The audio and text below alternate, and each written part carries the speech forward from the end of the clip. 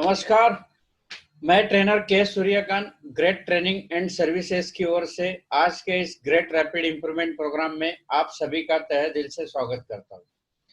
दोस्तों, 14 system implementation में से आज का अपना टॉपिक नंबर 10 सीक्वेंस आज हम सीखने वाले हैं। सीक्वेंस, इस नाम से आपको अंदाजा आ जाता होगा कि जो कुछ है वो सीक्वेंस में होना चाहिए।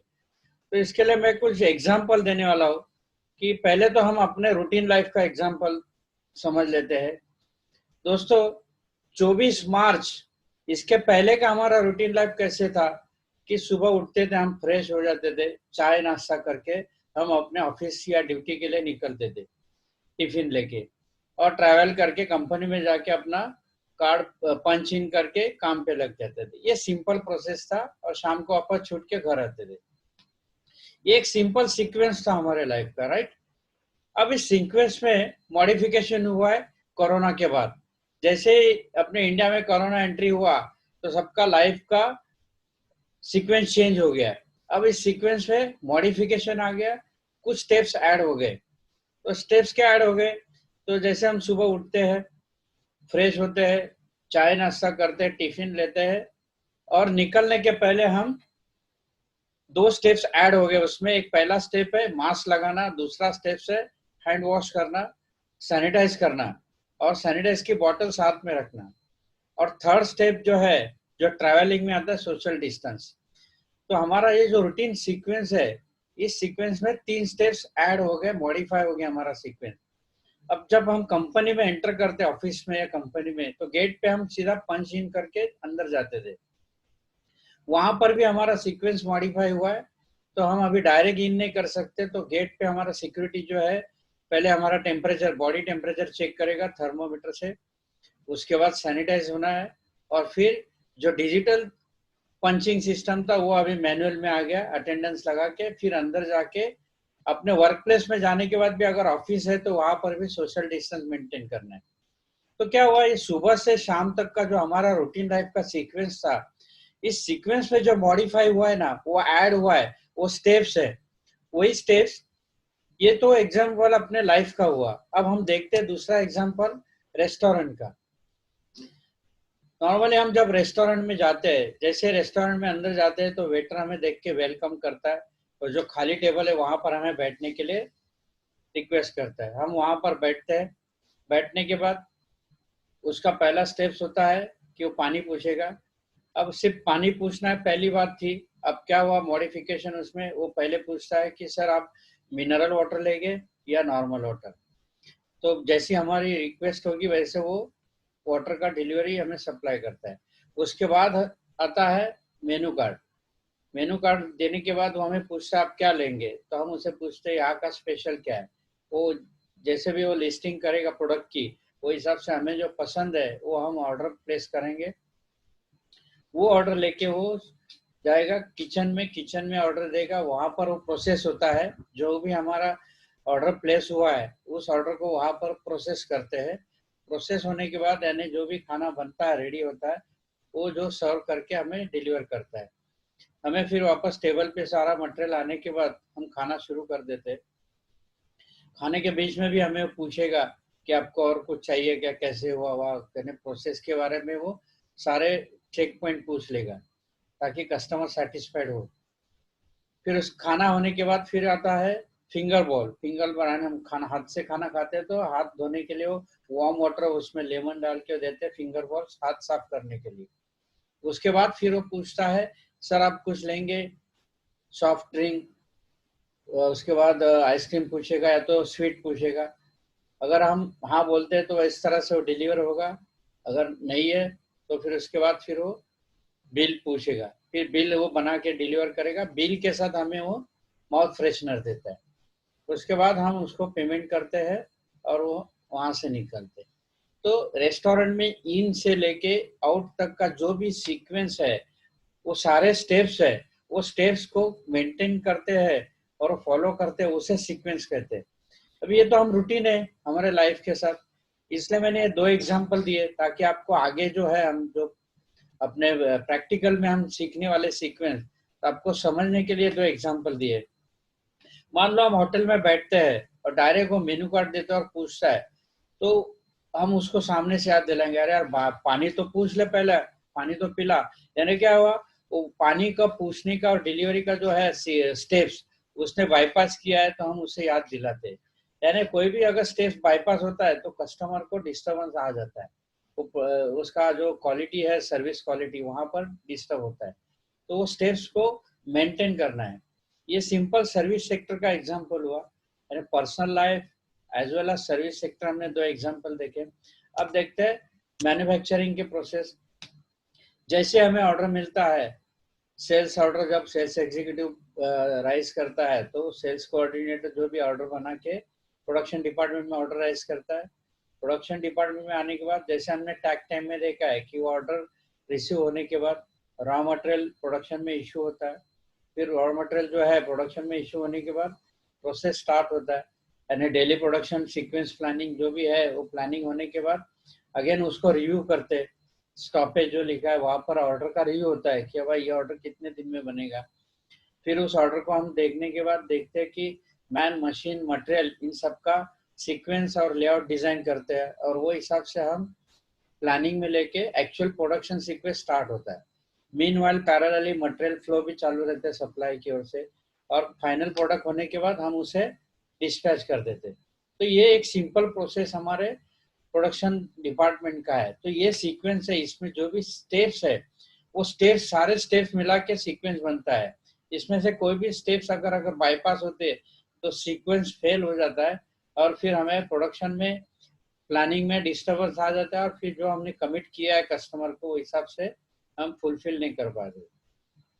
अगेन यहाँ पर मैंने 3 ब्लॉक्स में दिखा है कि work in process, blending department आ गया, जो भी रॉ मटेरियल इश्यू हुआ है वो ब्लेंडिंग होगा, उसके बाद अगेन वर्किंग प्रोसेस जाएगा, असेंबली 1 2 3 जो भी प्रोसेस होने के बाद टेस्टिंग में आएगा, टेस्टिंग से फिर वापस सेकेंड स्टेज में जाएगा, यानी सब असेंबली से वो फाइनल असेंबली में जाएगा, और फाइनल असेंबली में भी असेंबली होके जो भी उसका जो प्रोसेस है आगे करके फाइनल पैकिंग वगैरह होके वो फिनिश गुड में जाएगा, और वहां से फिर वो डिस्पैच होगा।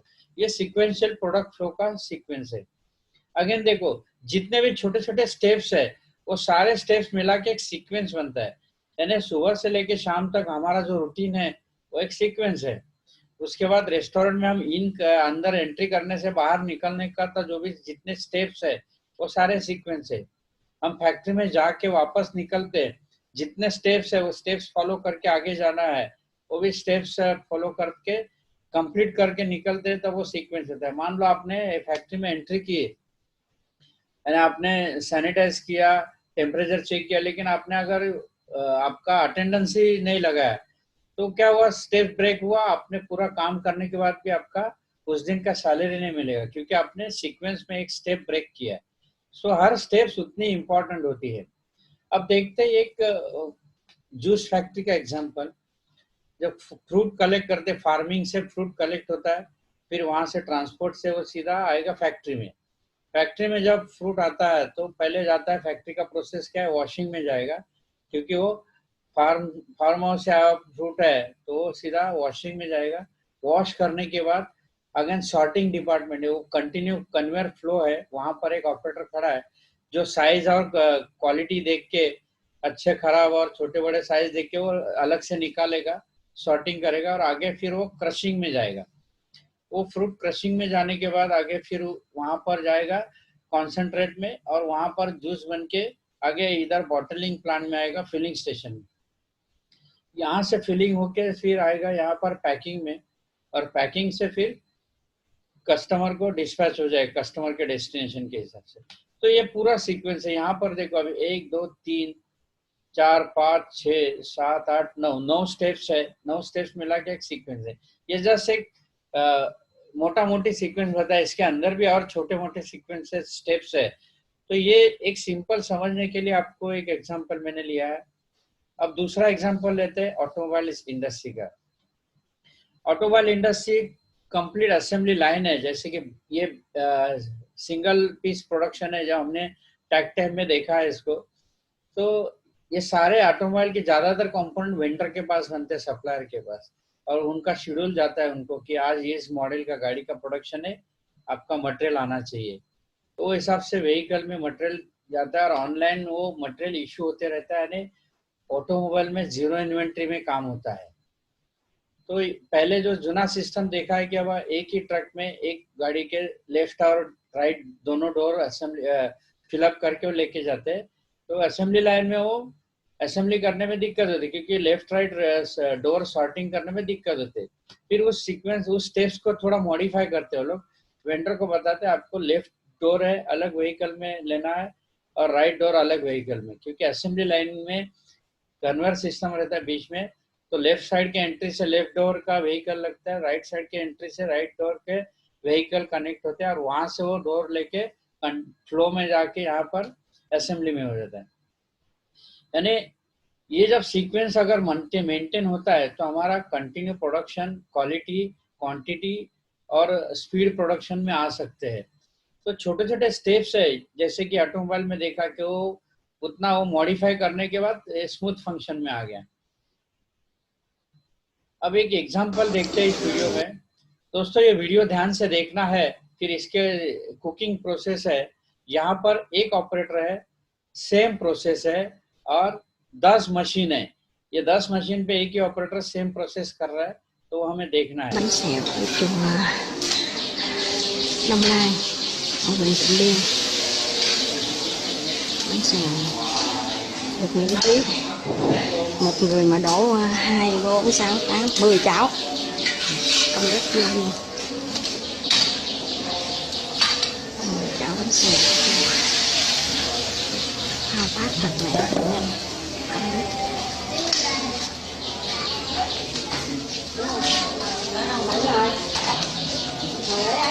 Tất cả mọi thứ đều miễn phí để ăn để uống để phục vụ. Các bạn nếu có đến với Tịnh Biên hãy đến chùa Đông Lai 10 cái chảo.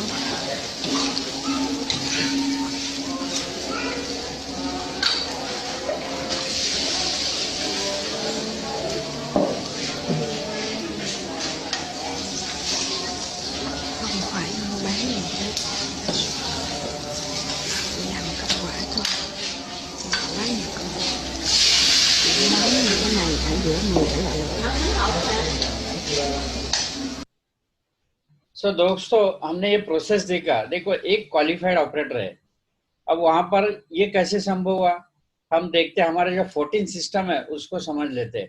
पहले तो स्टैंडर्ड वर्क डिजाइन हुआ है कि उसको क्या करना है, उसके बाद साइकिल टाइम डिसाइड हुआ है, उसके बाद लेआउट डिजाइन हुआ है, उसके बाद उसका वर्क इन प्रोसेस एसओपी बनाई गई, फिर वर्क इन प्रोसेस यानी जो इन्वेंट्री है मटेरियल का। उसके बाद देखो 4 मटेरियल लगते हैं, एक ऑयल है, फिर 3 रॉ मटेरियल है।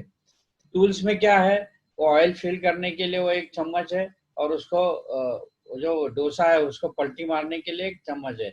बस 2 ही टूल्स उसके पास है। तो इतना जो सीक्वेंस है, तो रॉ मटेरियल है, इन्वेंट्री है और मटेरियल फ्लो, यानी प्रोसेस इन से लेके प्रोसेस आउट तक वो डिलीवरी भी वो कर रहे हैं। देखो ऑपरेटर, यानी खाली वो प्रोसेस बनाना उतना ही काम नहीं है, तो कंप्लीट वो डिलीवरी को भी उसको 4 प्लेट में वो सर्व कर रहे हैं। उतना वो साइकिल उसके पास, यानी उसका जो कुशनिंग टाइम उतना है उसके बाद। तो ये सिंपल प्रोसेस है। ये सारे स्टेप्स डिसाइड किए, डिजाइन किए करके ये सीक्वेंस इन कुकिंग प्रोसेस हुआ। यहाँ पर फायदा क्या हुआ, Là lăn tay.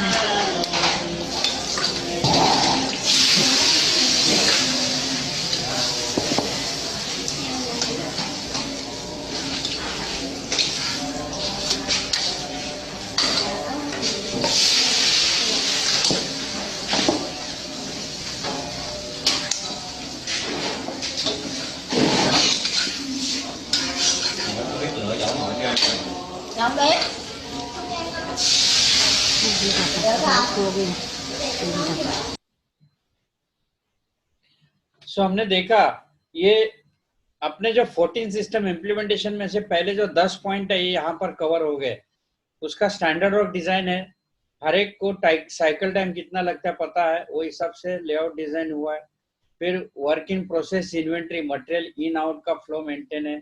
फिर batch production, one piece production का प्लानिंग हुआ है कि एक सेम प्रोसेस है, 10 मशीन पे एक ही ऑपरेटर काम कर रहा है। देखो हम इंडस्ट्री में एक मशीन पे एक ऑपरेटर के लिए भी वो सोचना पड़ता है, लेकिन यहाँ पर क्योंकि पूरा डिटेल वर्कआउट किया हुआ है, standard work, cycle time, layout design ठीक से हुआ है, मटेरियल इन्वेंट्री मेंटेन है, फ्लो मेंटेन हुआ है, और प्लस मैन, मशीन और मटेरियल तीनों का सेफ्टी का ध्यान रखा गया है। Women error prevention, identify women error, कहाँ का एरर हो सकता है वो सारा ध्यान रख के उसका लेआउट डिजाइन किया गया है। वेस्ट स्टडी देखा है कि find out material process, material handling में भी कहाँ पर भी वेस्टेज नहीं, वहां पर यहाँ पर 5S सिस्टम सेट हुआ है और उसके कारण वो सारा सब कुछ परफेक्ट स्मूथली फंक्शन हो रहा है। कानबान सिस्टम यानी हम नेक्स्ट टॉपिक में सीखने वाले हैं कि मटेरियल फ्लो, उसके जो 4 रॉ मटेरियल है, प्लस वो देखा उसका जो चूल्हे का हीटिंग मेंटेन करने के लिए बीच बीच में वो हीटिंग के लिए वो लकड़ा भी ऐड करता था, तो वो मटेरियल फ्लो भी मेंटेन है, उतना अलर्टनेस उस सिस्टम में है, उस ऑपरेटर में है। इसलिए ये सारा सीक्वेंस कब होता है, जब सारी सिस्टम सेट होती है, स्टेप्स मेंटेन होती है, तब होता है। सो दोस्तों, इन सारे सिस्टम को अगर हम स्टेप्स को फॉलो करते हैं तो अपनी एक सीक्वेंस सेट होती है। हम जहां भी काम करते हैं, हो सकता है ऑफिस में काम करें, फैक्ट्री में काम करें, या तो और कुछ काम सर्विस सेक्टर में हो। सो आपका पहले तो जो आदमी काम करता है वो उसका स्टैंडर्ड वर्क डिजाइन करो, उसको किस काम के लिए कितना समय लगता है साइकिल टाइम सेट करो, और उसके टेबल के मूवमेंट देखो कि कौन से मटेरियल कहाँ पर है। वो अगर राइटी है तो उसका मटेरियल उस हिसाब से रखना चाहिए, लेफ्टी है तो उसके टेबल पे अरेंजमेंट वैसे होना चाहिए, क्योंकि ये हैंडलिंग का मेथड भी उतना ही साइकिल टाइम में इफेक्ट करता है। ये सारे 10 सिस्टम अगर हम मेंटेन करते हैं तो फिर हमारा ऑर्गेनाइजेशन का एम क्या है कि हाई क्वालिटी, लोएस्ट प्राइस और स्पीडी डिलीवरी। और ये कब संभव है, जब अगर हम सीक्वेंस मेंटेन करेंगे तब। इसलिए हम जहां भी हम काम करते हैं, हमारे काम में जो भी सीक्वेंस है और उस सीक्वेंस के स्टेप्स को हम मॉनिटर करो कि कहाँ पर समय हो रहा है, कहाँ पर गलत स्टेप्स है, कौन सी स्टेप्स को मॉडिफाई करना है या कौन सी स्टेप्स को रिमूव करना है, ऐड करना है, वो हमें ध्यान से देखना है और उस हिसाब से सीक्वेंस को हमें सेट करके आगे चलना है। सो आज का सेशन हम यहीं पर समाप्त करते हैं। Thank you very much.